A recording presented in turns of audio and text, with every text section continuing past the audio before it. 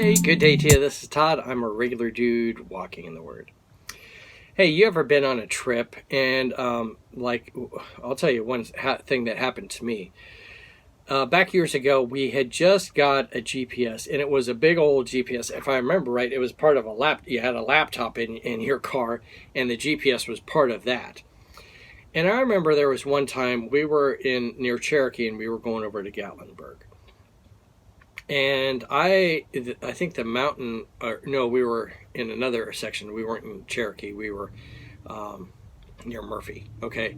And I saw it was like going to take a long time to get to Gatlinburg. And I'm like, there's got to be a faster way. So in the GPS, there was a setting. There was the fastest way, and then there was the shortest way. And I was like, let's do the shortest way. It's got to be faster. And so I hit that switch for the shortest way. And so we were all fine. We were driving along, and as we were driving along, we all of a sudden got to some roads, and the roads get narrower and narrower. And pretty soon we were on this dirt road going over the mountains, and there was like no guardrail or anything. And no one had been on that road for weeks, I think. And there was trash dumped along the road, and there was a sign on that road that said Trail of Tears. And it's been a joke in our family ever since then that we got onto the Trail of Tears, and we didn't intend to get onto the Trail of Tears, and we were going to have a Trail of Tears. We ended up turning around and going back to the way that we should have gone to start off with. But the point was, the shortest way was not the best way to go in this case. Okay, the shortest way wanted to take you just like directly over the mountains on dirt roads, but we needed to go the way that we were supposed to go to start off with. You're gonna when we're reading here today, we're reading from Exodus 13:17 to 22, and it's entitled "The Shortest Way is Not Always the Best Way." You're going to see that God brought the people of Israel out of Egypt, and the shortest way would have been to just go right along the coast, and it would probably take them 4 days to get to the Promised Land doing that. I think 4 days, maybe 4 weeks, but it wouldn't have taken years like it did for the people. But God had a plan for that, and the plan would have been the plan would not have worked if they would have taken the shortest way. They would have ran into opposition right to start off, when the people would have been discouraged and so forth. So God had a plan, and his plan was the best way. Let's read here today Exodus chapter 13, verses 17 to 21. It says this: When Pharaoh let the people go, God did not lead them on the road through the Philistine country, though it was shorter. For God said, if they face war, they may change their minds and return to Egypt. So God led the people around by the desert road toward the Red Sea. The Israelites went up out of Egypt ready for battle.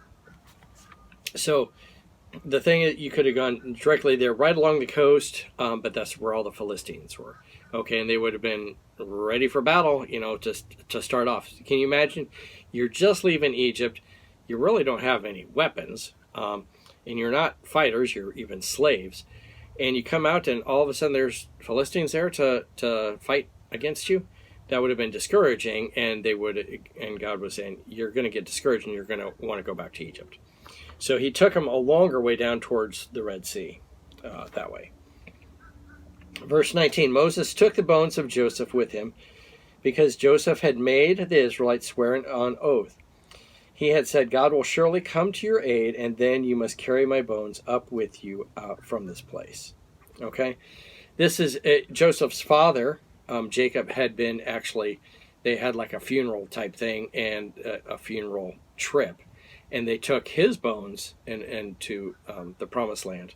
And then Joseph said, hey, I want my bones to be taken there, but don't make a big special trip. When you leave, take my bones with you. The other brothers, their bones weren't taken. They were buried in Egypt. Verse 20, after leaving Succoth, they camped at Etham on the edge of the desert. By day, the Lord went on ahead of them in a pillar of cloud to guide them on their way, and by night in a pillar of fire to give them light. so that they could travel by day or night. Neither pillar of cloud by day nor the pillar of fire by night left its place in front of the people.